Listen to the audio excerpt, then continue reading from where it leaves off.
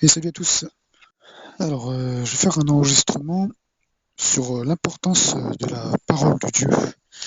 Vraiment l'importance de remettre en fait la parole de Dieu en tant que personne, premièrement, au centre de nos vies. Et en tant que, comment dire, que à méditer. Penser à méditer la parole de Dieu. En tant que voilà, méditation quotidienne. En fait, la parole, c'est une personne. En fait, la parole, c'est le verbe. C'est la pensée de Christ. C'est le Fils, en fait. C'est le divin engendré qui devient parole, tu vois. C'est la parole vivante, en fait. C'est vraiment ça, en fait, hein, la parole de Dieu. C'est une parole qui est vivante, c'est une personne, en fait, qui prend la forme d'un. C'est vraiment vaste, hein, tu vois. Et, et en fait, le livre, en fait, qui manifeste plus et qui dévoile le plus la parole de Dieu, c'est la Bible. En fait, la Bible, c'est la base. C'est vraiment la base. Et ce livre, je le rappelle, par son aspect prophétique, son aspect divin, son aspect miraculeux, est vraiment surprenant. Même ne serait-ce que même au niveau scientifique. Et en fait, le Seigneur, il nous appelle il rappelle son épouse, son peuple, en fait, son épouse, son armée, à vraiment à le voir, à voir en fait sa parole partout, mais premièrement, surtout, à lire, à relire, à lire beaucoup la Bible, et en fait à méditer la parole qui en sort, méditer la parole de Dieu au quotidien. Et il y avait un frère là qui donnait je vous mettrai en lien un enseignement, l'enseignement 210 de la chaîne Les Développements, où il parle un peu de ça, c'est très très fort. Où il expliquait justement, et moi c'est fort parce qu'en fait, le Saint-Esprit me montrait cela en fait depuis plusieurs mois, et je voulais pas dire de bêtises, donc je n'en avais jamais parlé. Mais là, en fait, lui, il en a parlé également, et vu que lui, c'est un aîné, il a plus d'expérience de vécu en Christ de manière concrète que moi. Du coup, ça a confirmé. Moi, j'aime bien quand c'est confirmé par un aîné, ce que je reçois. Et souvent, c'est confirmé par un aîné, ce que je reçois. Ou des fois, je reçois quelque chose, et puis je vais à un partage, et boum, en fait, c'est une pensée que j'avais depuis des années ou depuis des mois. Et donc cette pensée-là, c'était juste que, par exemple, il y a beaucoup de pays comme ça persécutés dans les pays du tiers-monde, où les chrétiens, en fait, ils vont beaucoup, beaucoup prier, c'est-à-dire qu'ils vont beaucoup être en jeûne et prière, mais en fait, il n'y a pas l'importance de la parole, il n'y a pas la méditation au quotidien de la parole. Ça veut dire il y a beaucoup de chrétiens, en fait, qui sont comme ça. Je ne sais pas si vous voyez, en fait, par exemple, quand il y a eu l'ouragan, là, c'était en 2005 ou je sais pas quoi, là, enfin, il y avait eu un truc comme ça en Indonésie, et en fait, il y avait un pays comme ça, où c'était en Indonésie, ouais, où ils avaient prié, et en fait, ils avaient vu, du coup, ils avaient chassé, en fait, par la prière un ouragan comme ça. En fait, ça c'est merveilleux, tu vois, c'est un miracle merveilleux. Tu vois, moi, personnellement, j'ai déjà vu des miracles par rapport au temps aussi, tu vois. J'ai déjà confirmé à l'orage, à la pluie de se taire, tout ça, et je l'ai vu plusieurs fois. Euh, bon, vraiment beaucoup de fois. Et en fait, ça c'est merveilleux, mais maintenant, vraiment, comme en fait l'explique, on le voit très bien dans les épîtres de Paul, en fait, les miracles, les dons, c'est-à-dire les choses, en fait, les manifestations de l'esprit comme ça, ne sont vraiment pas signes du tout. Alors, elles sont vraiment pas du tout le signe. C'est vraiment pas du tout le signe de maturité en Christ. C'est vraiment pas du tout le signe de la maturité en Christ. Et vraiment, les enfants nous enseignent beaucoup, beaucoup. Les enfants m'enseignent beaucoup par rapport à beaucoup de choses, moi, que ce soit les enfants de l'extérieur ou mon enfant, c'est un truc de fou, quoi. Et vous verrez en fait que une des premières, en fait, enfin moi de ce que je vis, une des premières manifestations justement de la maturité en Christ, c'est l'obéissance. C'est tout bête, hein, mais l'obéissance, la foi, en fait, de toute façon, l'obéissance, tout découle de la foi. En fait, la foi, c'est vraiment la substance des choses que l'on ne voit pas. C'est vraiment quelque chose de divin. La foi, c'est, comme diraient certains, de surnaturel. Moi, j'aime pas ce mot, je le rappelle. pour moi, il n'y a pas de surnaturel, c'est spirituel, d'accord. Surnaturel, ça voudrait dire qu'il y a quelque chose qui peut être au-dessus ça voudrait dire que la nature peut être au-dessus de la nature, tu vois, au-dessus des choses de l'esprit, donc ça n'a pas de sens. D'ailleurs, tu verras nulle part surnaturel dans les Écritures. C'est spirituel ou terrestre, ou émotionnel, tu vois. Il n'y a pas de, tu vois, ou psychique, tu vois, c'est spirituel, psychique ou terrestre, mais il n'y a pas de surnaturel, d'accord, ça c'est des bêtises. Ça c'est une petite parenthèse. Donc maintenant je comprends quand il y a beaucoup d'aînés qui emploient encore ce mot, mais moi personnellement, voilà, le Saint-Esprit m'a révélé ces choses. Je sais que surnaturel, ça n'a rien à voir avec la parole de Dieu. Et voilà, et en fait, donc, là où le Seigneur veut nous amener en fait à une grande compréhension, il nous amener à une plus grande compréhension et vraiment à faire de la place en fait à la parole de Dieu dans nos vies, c'est vraiment très fort en fait. Ça va vraiment très loin parce que ça va jusqu'à toucher, méditer la parole, c'est un truc de malade. Il veut vraiment en fait amener son peuple à manifester la parole dans toutes sortes d'arts, toutes sortes de métiers, voilà. Toutes sortes d'arts, de métiers. Je le rappelle, comme j'avais déjà dit dans un autre enregistrement, à la base, un métier, c'est un art, d'accord. Les métiers basiques, à la base, ça peut devenir aussi un art. Un métier peut toujours devenir un art. Mais à la base, voilà, moi, pareil, d'après mon vécu, je sais qu'un métier peut devenir un art. Parce que, par exemple, moi, personnellement, je le dis pas souvent, mais c'est quelque chose dont je ne parle pas trop. Moi, je travaille le bois, en fait, depuis 3 ans maintenant. Là, je fais des cuillères en bois, je fais des petits trucs en bois. Voilà, c'est une petite passion comme ça, hein. Je le fais de temps en temps. Mais en fait, voilà, à la base, par exemple, l'ébéniste, menuisier, moi j'ai travaillé en menuiserie. Bah, à la base, voilà, on va dire que c'est un métier. Mais tu peux en faire un art. Parce qu'en fait, si par exemple, voilà, tu commences à sculpter des cuillères, puis tu commences à faire des motifs, puis qu'en fait, si derrière, il y a une inspiration, en fait, c'est un art. En fait, l'art est toujours, il y a toujours une source, il y a toujours un esprit derrière. Et c'est pour ça qu'en fait, le Seigneur, il va dépasser toutes ses limites, parce que son Saint-Esprit est une inspiration, tu vois, c'est l'inspiration suprême, tu vois, c'est ça le souffle sacré, le Saint-Esprit, tu vois. C'est l'esprit, c'est l'inspiration qui a été mise à part. Tu vois, et ça nous a pas beaucoup enseigné, ça. Moi, j'ai jamais entendu ça, par exemple, dans la religion. Parce que la religion, en fait, ne connaît pas la parole de Dieu. Elle croit la servir sans la connaître. Elle croit servir le divin, elle croit servir Dieu, elle croit servir le Père, elle croit servir Jésus sans le connaître.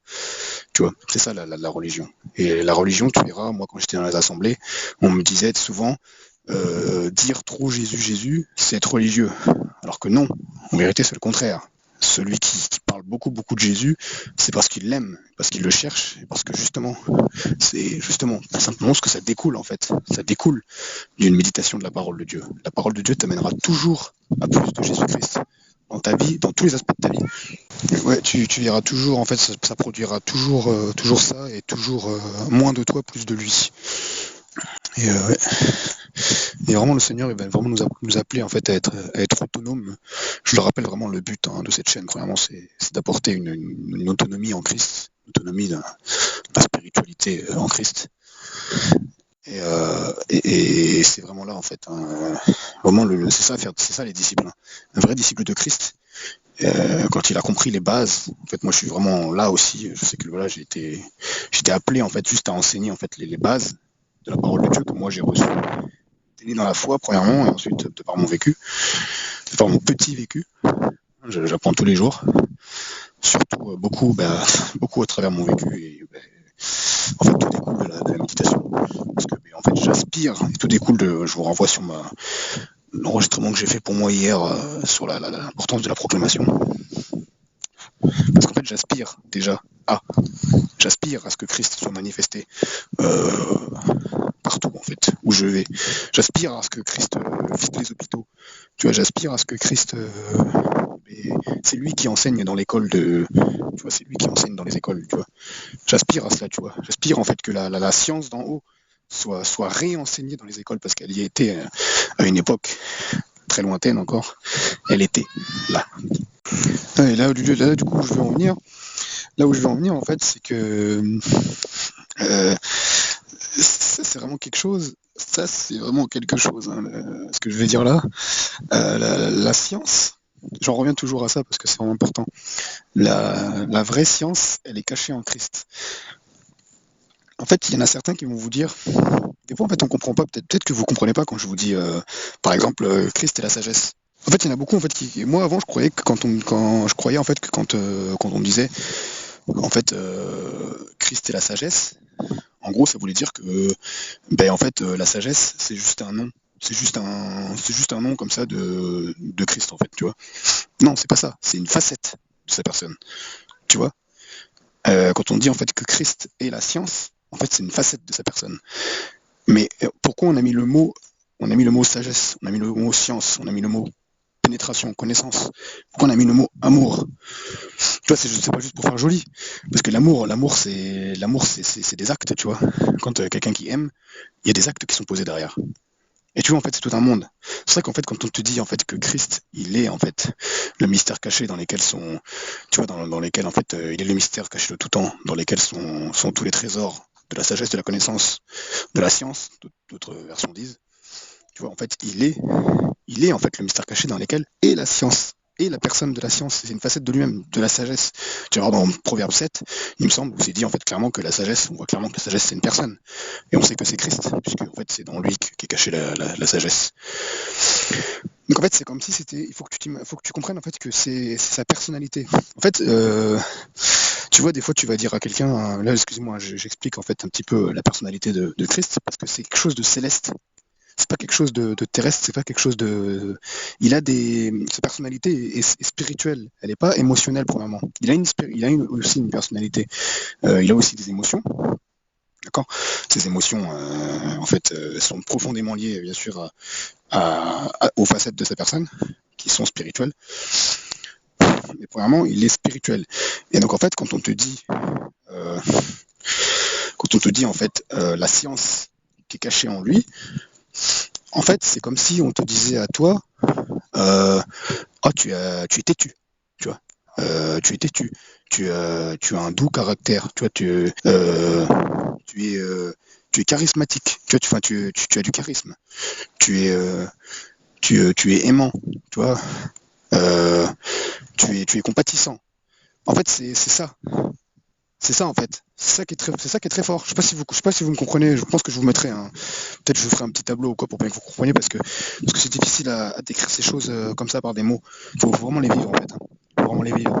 Et en fait, moi, un des trucs vraiment, une des choses dans lesquelles le Seigneur, je sais qu'il m'a appelé, c'est à faire découvrir aux nations en fait à ce que en fait lui en moi il m'a beaucoup travaillé au début de ma conversion par rapport à ça, à me faire découvrir la vraie science. Pourquoi? Parce qu'en fait, moi, j'ai toujours, avant de le rencontrer, en fait, avant de mourir et de ressusciter en lui, j'étais beaucoup dans une science d'en bas, une science terre à terre, et en fait, j'étais dans la fausse science, parce qu'il y a une vraie science aussi terrestre. Et cette vraie science terrestre, en fait, c'est Christ, en fait. En fait, c'est une des facettes de Christ. En fait, ça dévoile une des facettes de Christ. C'est pas directement Christ, attention. Parce que la science terrestre n'est pas la science d'en haut. Parce que le monde divin a sa science. Et cette science, bien sûr, renvoie toujours à Christ. Mais bien sûr, en fait, Dieu a créé les cieux et la terre. Il a créé deux plans. Premièrement, on voit deux grands mondes, en fait. C'est pas deux plans, c'est deux grands mondes. Il y a trois plans et il y a deux grands mondes. Le monde terrestre et le monde céleste. En fait, le monde invisible et le monde visible. Et en fait, le monde visible est là pour nous refléter les choses d'en haut. Et en fait, comment a été créé, en fait, le monde visible dans la science qui est cachée en Christ, il a été créé de la même manière. C'est-à-dire profondément, en fait, profondément, il a été créé de la même manière dans la science d'en haut qui est cachée en Christ. Je ne sais pas si vous voyez ce que je veux dire en fait. Bref, en gros, si vous préférez, c'est juste que les choses, ce qu'on a appelé les choses naturelles, en fait, les choses terrestres, elles sont là pour nous dévoiler, en fait, la science, la nature du ciel, en fait, si tu veux, voilà. Mais malheureusement, les hommes, voulant faire par leur propre force et voulant, en fait, acquérir du pouvoir par leur propre force et assujettir les autres peuples,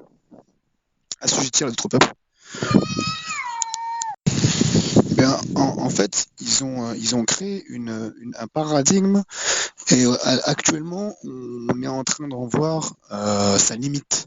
Il est en train de s'effondrer complètement. Ce paradigme, en fait, cette soi-disant fausse, c'est même pas de la science, hein.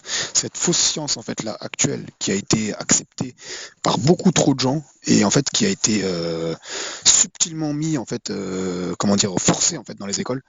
Je vous montrerai peut-être aussi un livre, si vous voulez, je vous le partage. C'est un livre de Ken Tovind. Ça s'appelle Les mensonges dans les manuels scolaires. Il date maintenant le livre parce que je crois qu'il avait fait dans les années 90, quelque chose comme ça. Quelque chose comme ça. Il est toujours vivant, hein, Ken Tovind, hein. Enfin bref, je sais pas, ce serait trop long de vous parler de Ken Tovind parce que il y a beaucoup de choses à dire. Mais bon, c'est un chrétien aussi qui a fait de la prison à tort. Enfin bref, bref. Enfin, bon, moi je sais que c'était un coup monté contre lui. Et en fait, il explique simplement le mensonge. Enfin, c'est beaucoup de ça qu'il parle.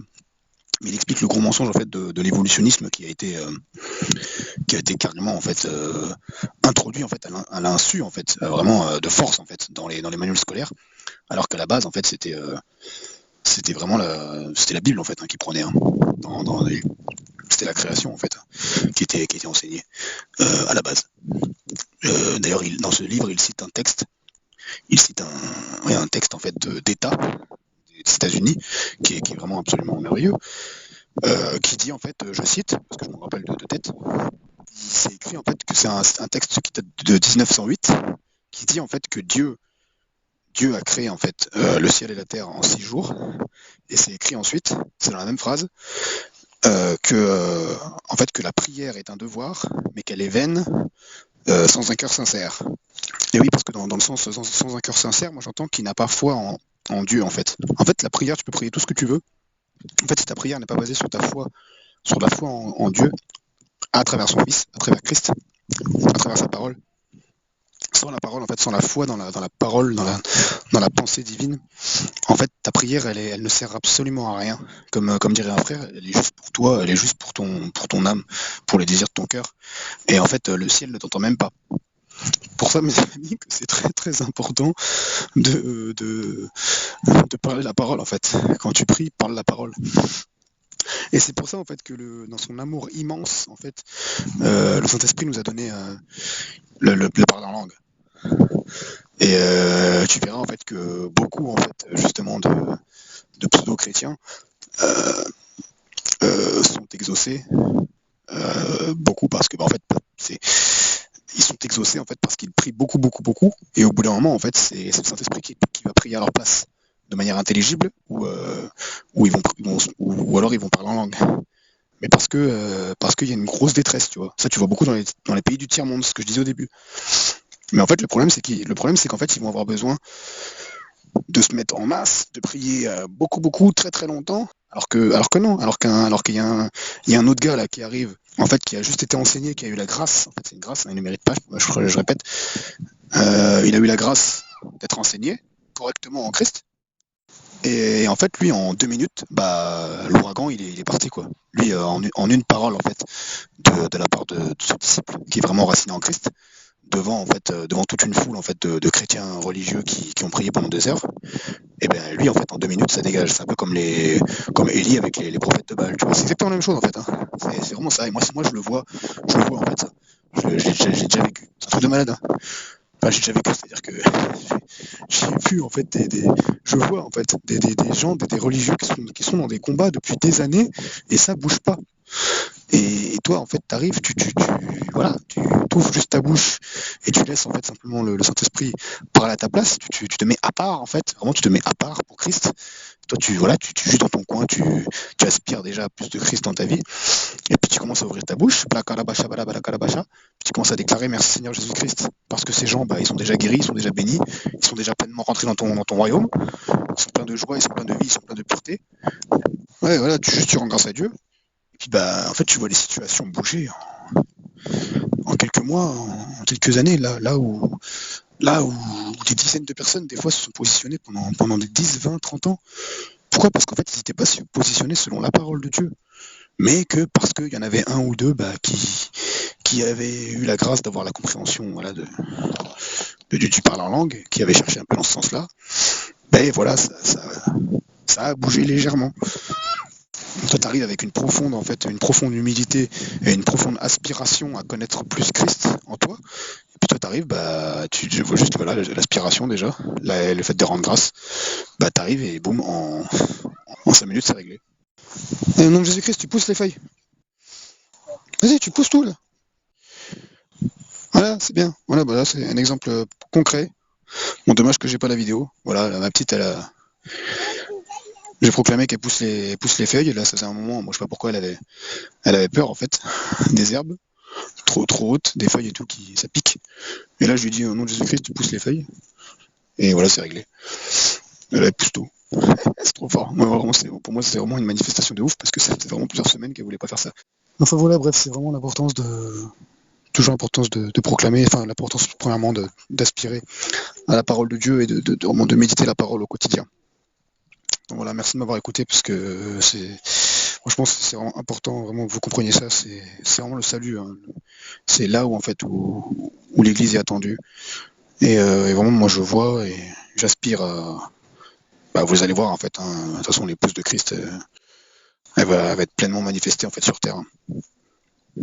Voilà, gloire à Dieu.